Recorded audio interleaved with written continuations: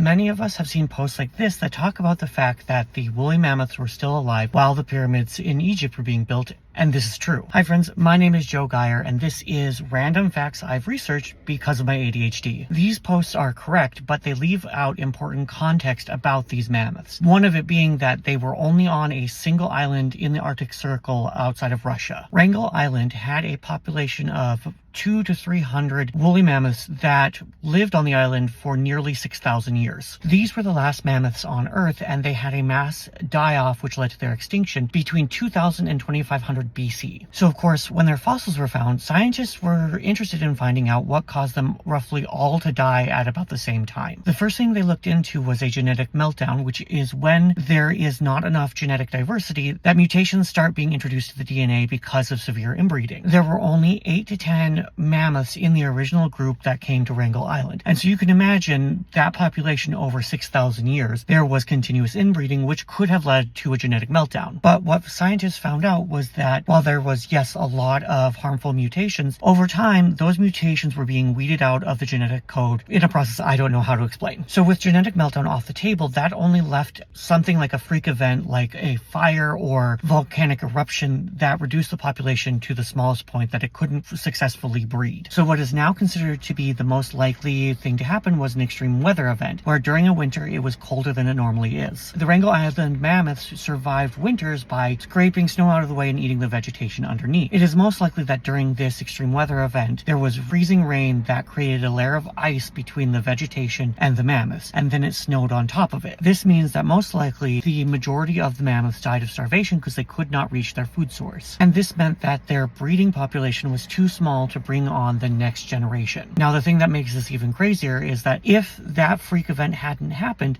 scientists believe that they would still be alive today, which of course means that many of us would have woolly mammoth pets at some point.